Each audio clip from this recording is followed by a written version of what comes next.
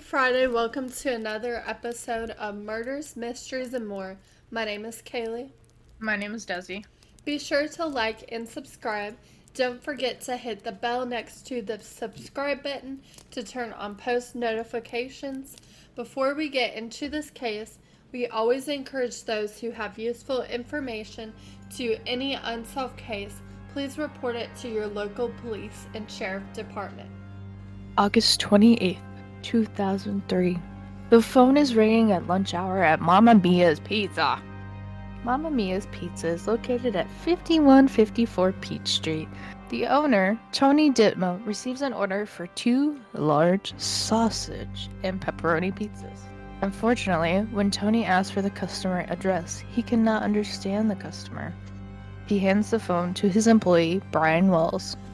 Wells writes down the address, 8631 Peach Street.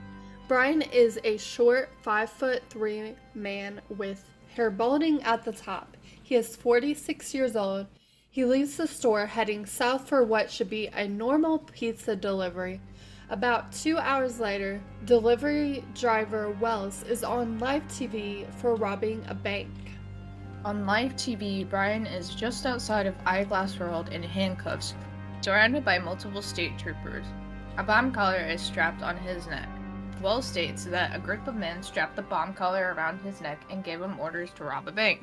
Brian spends roughly 30 minutes explaining this to the police, and afterwards he questions the police for not trying to remove the bomb strapped on his neck. He says, quote unquote, "Why is it nobody's trying to get this thing off of me? I don't have a lot of time. It's going to go off. I am not lying. Did you call my boss?" End quote. 3:18 p.m. The bomb is beeping loudly and rapidly. Seconds later, bomb goes boom. Brian falls backwards, dying. Medics and police are shook. Bomb squad arrive 2 minutes later, and it's too late. The history of collar bombs. Collar bombs are typically only used in Colombia by drug lords and turf wars. This is quite strange to be used in Erie, Pennsylvania. During the investigation, police have found pages of instructions telling Brian how to rob a bank. There was also instructions which contained information on how to remove the bomb collar. So after all, Brian was telling the truth, and the instructors were addressed as to the bomb hostage. Instructions were handwritten, and the reward for this heist was his life. At first, this case seems pretty straightforward, but there's always another side to every story. Linda Payne, landlord and neighbor, mentions he was your typical Erie resident. She says, quote unquote, he liked to help people.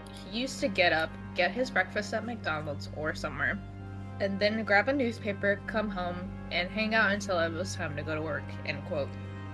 Brian was known to be reserved. He didn't like shiny things. In fact, he even took the hubcaps off of his car because of the shine.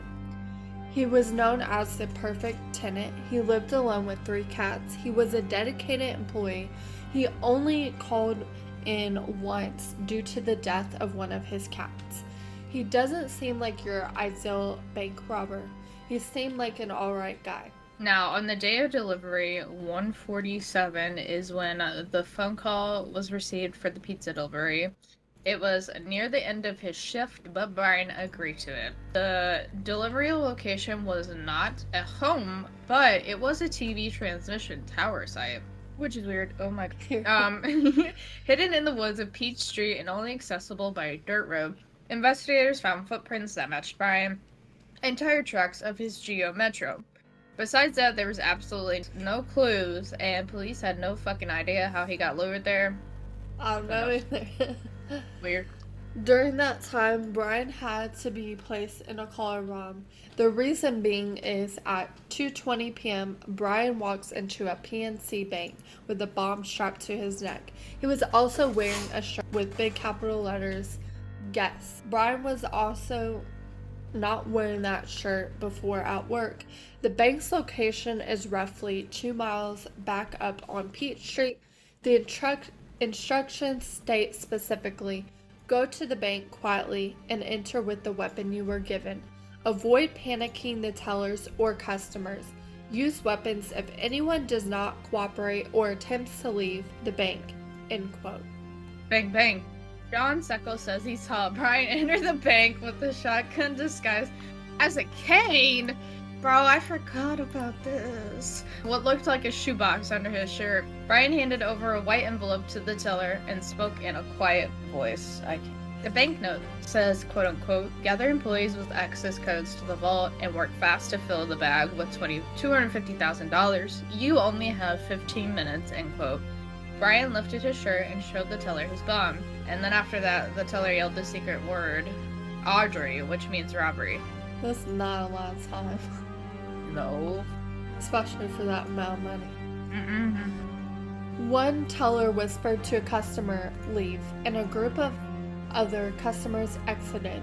Teller explained to Wells that they couldn't access the vault at the time. The teller did hand over $8,702 to Brian. Seckel, the witness, states that Brian walked past them and he didn't bat an eye. Seckel mentioned that Brian was fairly calm and not too cocky. Brian left a seal note with the police and driver's license with the teller.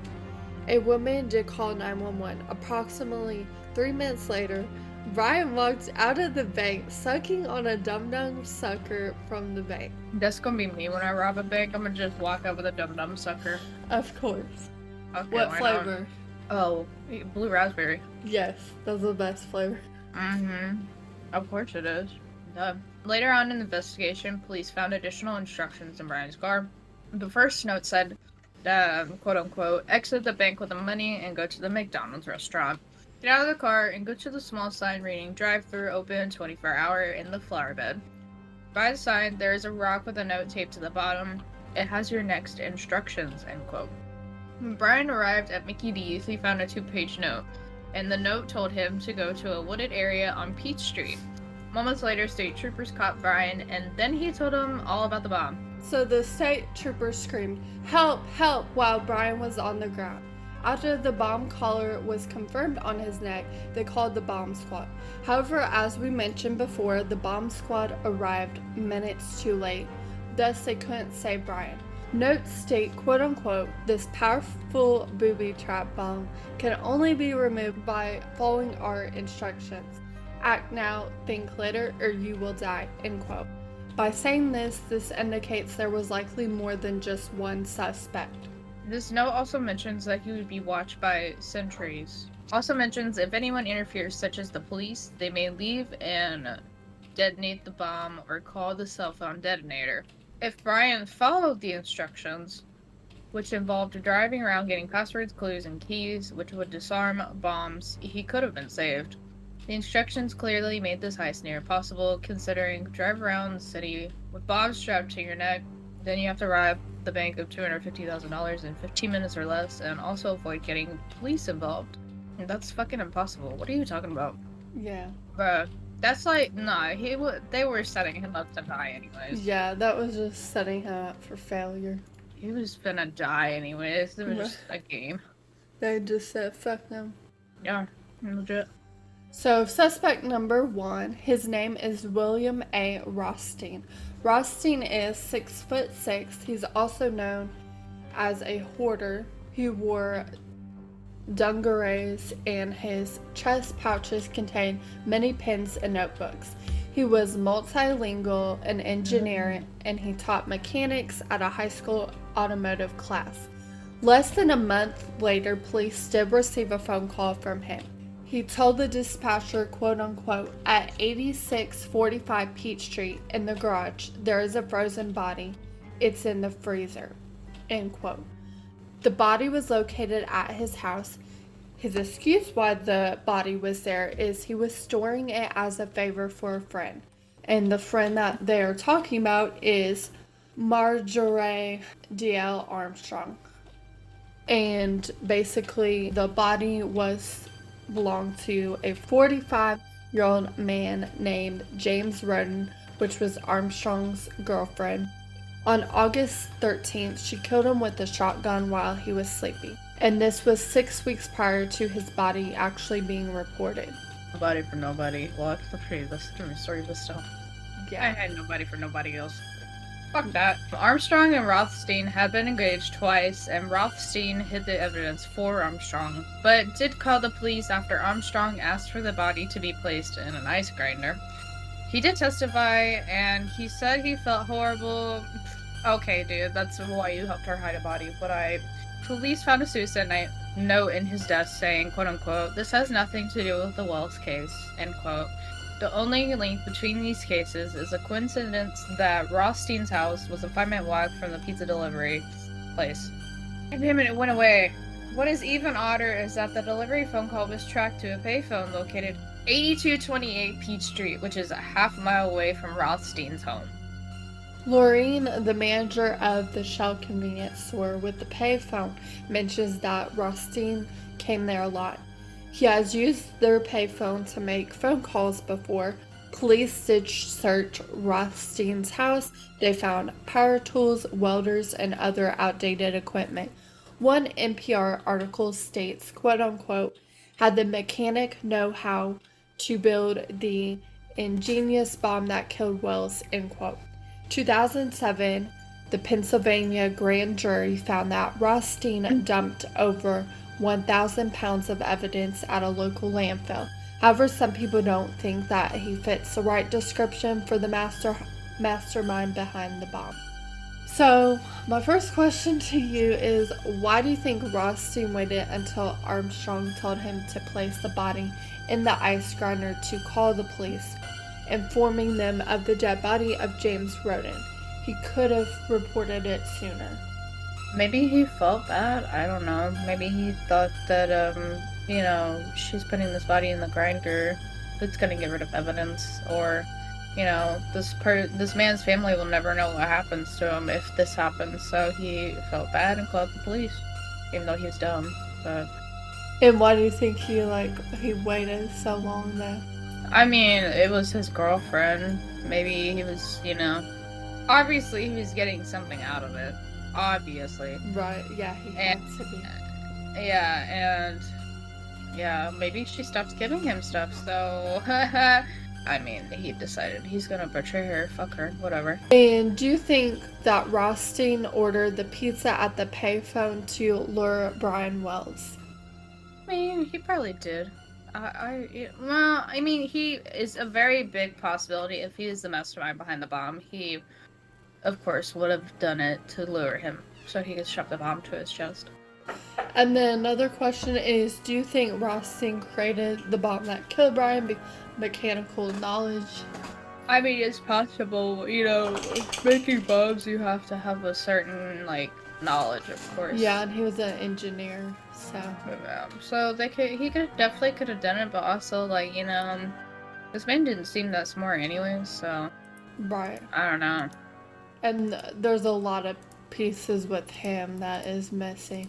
Very true, though. A lot of things just it doesn't add up. I don't know, man. Now, there's some other suspects that I know. are a little bit more. Yeah, but suspect number 2, of course, is the girlfriend, Marjorie Armstrong.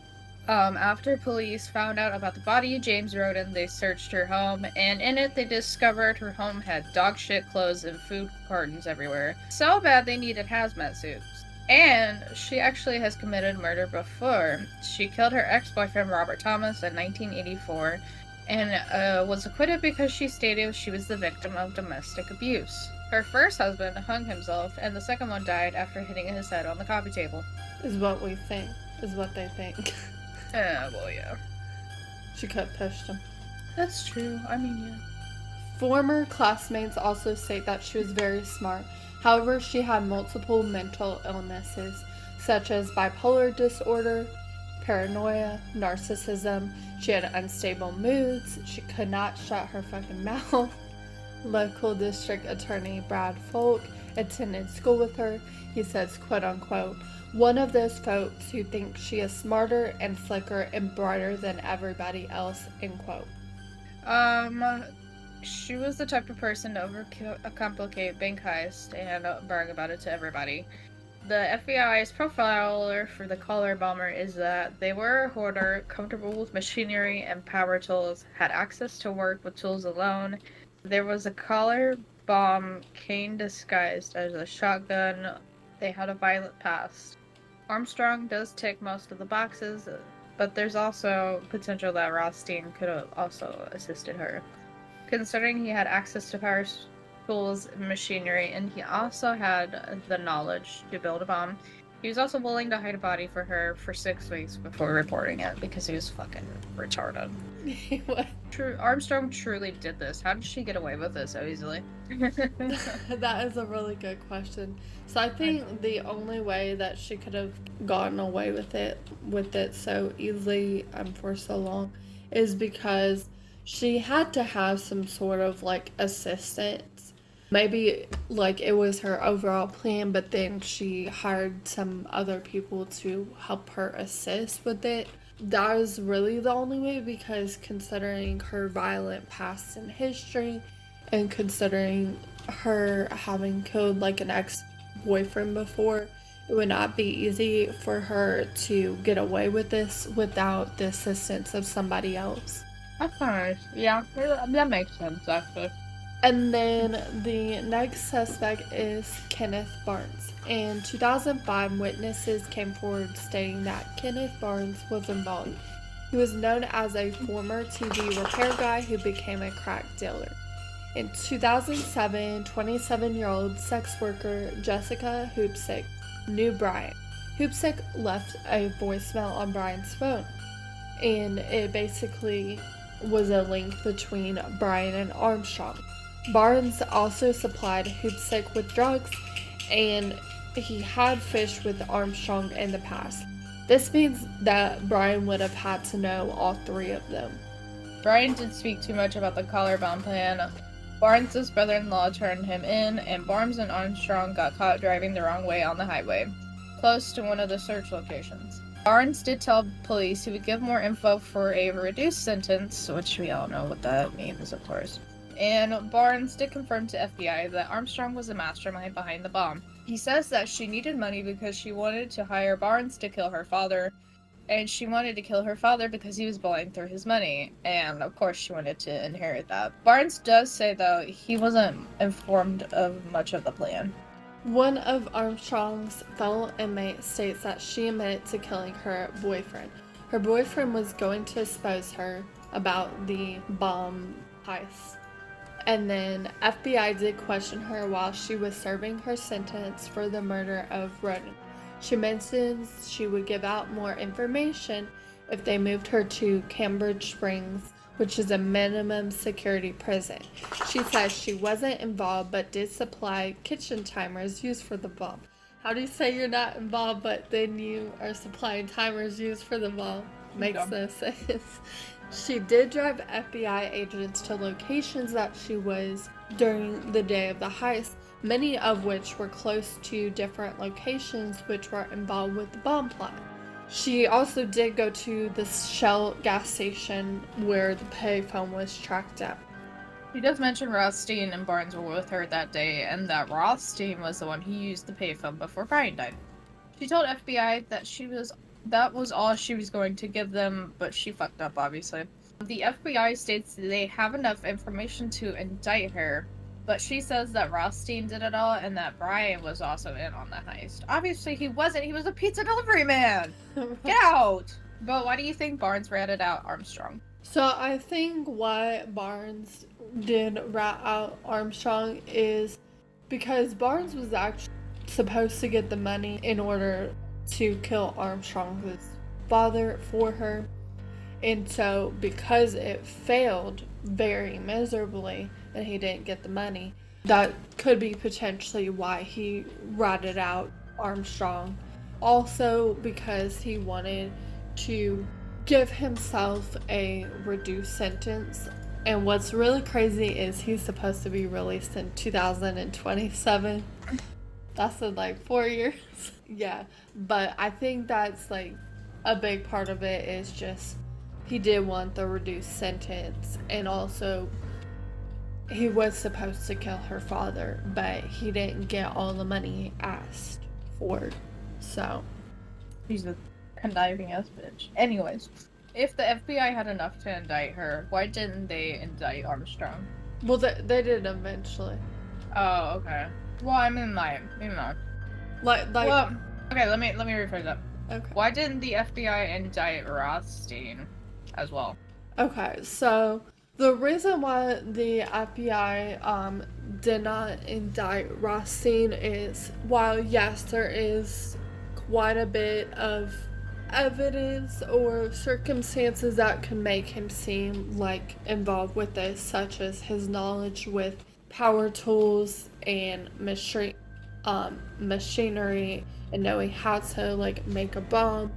The thing was that unfortunately they didn't have they still didn't have enough sufficient evidence for him, unlike the other ones. And yeah, they didn't have enough evidence for him, unfortunately. Right. So he just got away. Basically, yeah. What a bitch. And then there are some theories floating around that Brian himself could be involved in his own death, which is pretty wild. So there are a couple things that people find suspicious to them.